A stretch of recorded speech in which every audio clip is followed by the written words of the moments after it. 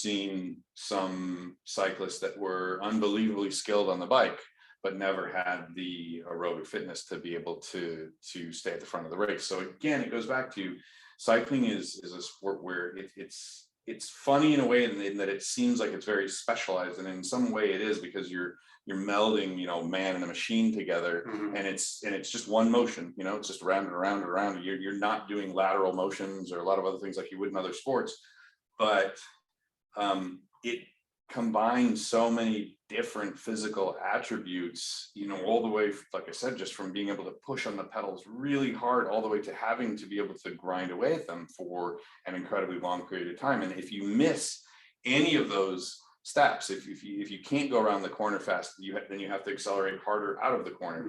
If you can't be efficient for 6 hours, then you'll never make it to the end of the race to be able to use that final burst in that sprint.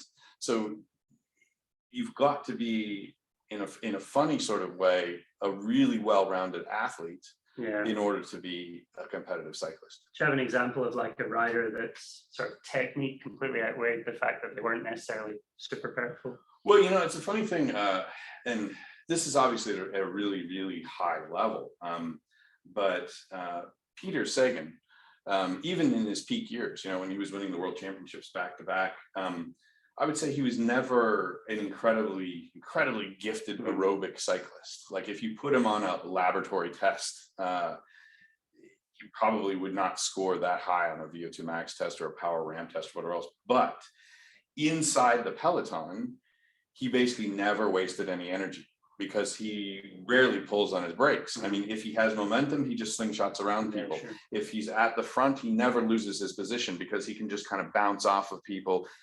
Going around a corner, never loses any momentum at all. And so at the end of like those world championships that he won, at the end of 6.5 hours, the fact that he probably had to do literally hundreds fewer accelerations than some of his competition, well, by that point in time, it didn't matter whether his competition was actually better than he was aerobically or from a power standpoint, because he had saved so much more energy with his incredibly skilled bike handling that he could just ride away from him because he was so much fresher. And Kevin, how important do you think nutrition is as part of the sort of training and racing package? Nutrition is hugely important, and I think it goes to what JV was saying, with this wide range of skills that are necessary to be successful on the bike. You draw on different nutritional energy systems. So for the aerobic component of just kind of being there until the end, you've got to be very efficient. In the same way you've got to be efficient within the peloton, you've got to be nutritionally efficient, and you've got to be well fueled. And then when it comes time to really crank it up and go very glycolytic and draw on those carbohydrate stores without getting too technical, you have to be well fueled for that and have saved some in the tank, right? So you've got this idea of nutrition, which to me is kind of the 24/7, the from sun up to sundown. How did you eat to prepare for a ride? How did you eat during the ride? How do you eat to recover from it? And it's rare that we see athletes nail every bit of that, right? So they may be under fuel before a ride, fuel well during the ride, and then recover inappropriately, or vice versa, or whatever. So it becomes massively important if you can tick all those boxes. And set yourself up. The pre-fueling is important, fueling on the ride, but where I see it fall apart a lot is that recovery fueling. Sure. Refilling the tank, setting your body up to do well overnight so that you can do it again the next day. Cycling is not like American football where it's once a week, right? It's day after day after day. So it really takes attention to those details. Yeah, and a big part of it, I guess, as well as rest and recovery. For sure. And you can rest, but if you don't, it sounds silly, but you have to fuel the rest. If you've had that much of a draw, you've got to give your body something to digest and assimilate back into those muscles for a healing process.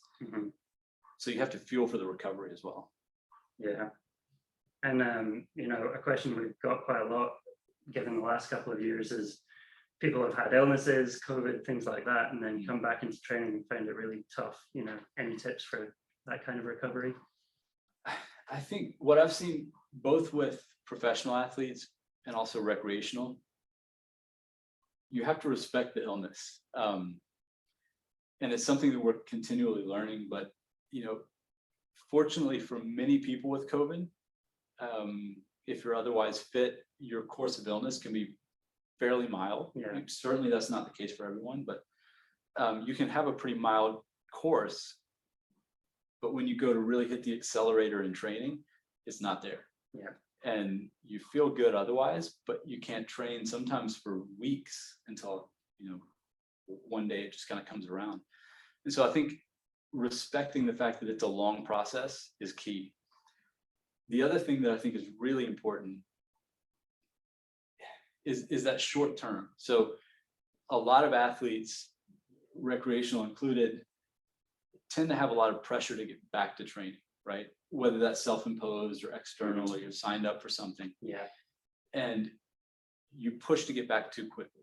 And we see it with other illnesses too, not just COVID, but COVID has made this really evident that you can do yourself a real disservice, both from a health standpoint and a performance standpoint, where if you don't pay attention to those little things, maybe it's a sensation of shortness of breath or chest pain or something where you're just like, it's okay, I'm going to push through it.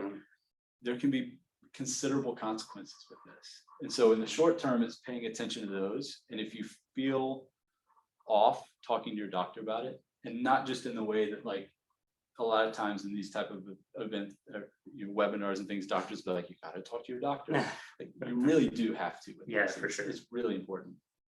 But then when you clear those hurdles, just recognizing that you may not be better a week later. You may not be better 10 days later. Just give it some time and listen to the body and ease back into it, especially if you're not making a paycheck doing it. Yeah, for sure. And another kind of question on recovery is, when people have had a crash and off, you see them in the Tour de France or in other stage races, and the next day they're back there and they're bandaged up and they're riding again. How do you get back on the bike, almost immediately after a crash and keep training? I mean, this is another Grit your teeth. Yeah, this is one of those things where cyclists are very unique. The ability to get back and do what would be painful when you're not injured, right? These really hard stages, they hurt on the best of days, and to do it with skin missing and tendons irritated and big bruises, it's amazing. I don't know that there's a secret to it. I think again, it goes to respecting the recovery that's necessary and the added caloric needs and sleep needs and all those things, just to kind of allow your body to deal with the injury, to say nothing of the stress of the activity. But it's also the case that our riders in the Tour de France, I mean, it's their job, right? They need to do this, and they can get back on the bike safely, right? Even if it hurts, they're going to do it, and we're going to support them with a whole team of people to do it and to do it safely. For those of us who are recreational, I think it's fine to take a couple days, right? For sure. Recover a little bit and then get back to it. Great. JV, how do you know if you've got a good coach? Well, I mean, a good coach has to know you as a person a little bit. They have to understand what you've got going on in your daily life. I mean, coaching somebody who has a full-time job, has a family on top of that, has a somewhat stressful situation outside of the training, is completely different than coaching somebody who has 24 hours a day to dedicate to riding. So to me, a good coach obviously listens to the athlete. They need to learn about the athlete. You have to adapt, because each and every single rider is different. And if you're trying to sort of, there always has to be this minutia in that, what happened to you today versus what would have ideally happened. Well, I mean, my training, for instance, when I was younger, when I was still going to school, was completely different than when I was a professional. I was constantly adapting it to like what was going on in my school life. A good coach is someone who's incredibly knowledgeable about the science of the sport, but is also knowledgeable about the practical aspects of the sport. An example would be, after you crash, right? So, what do you do after you crash? Well, unless you've experienced a crash yourself, I think your knowledge of like how to resume training after a crash is maybe somewhat limited. So I like, for me, a great coach is someone who's not only learned a lot academically, but has experienced a lot out on the road. Yeah, just to prove that we're live, Bethiel just came second. Oh, in, the Tour de Suisse. Yay! So congratulations. that's great. Yeah. So Leknesund won, I'm assuming, yeah? Yeah, Sorry, I anyway. guess so. Yeah.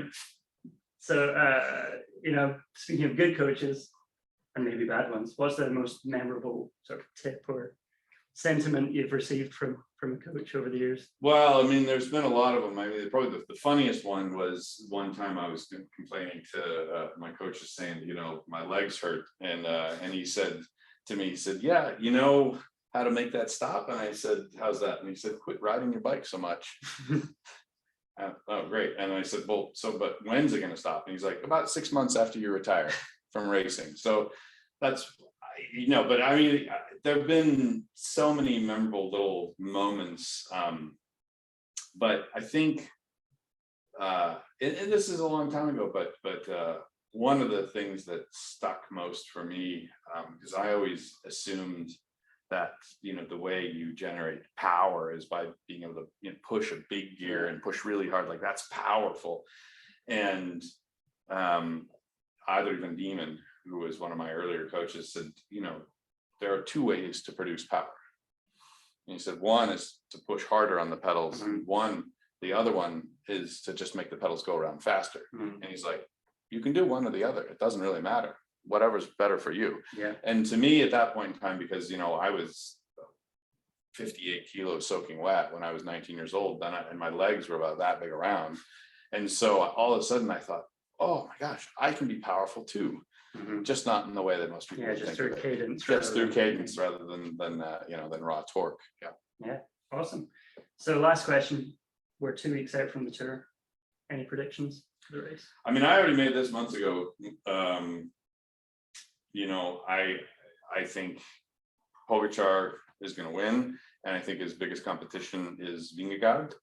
And as I said on a tweet months ago, that people got very upset with me over this tweet, and I said, the rest is rhubarb. And I still believe that. I think it's Pogačar and Vingegaard, and the rest is rhubarb. Yeah.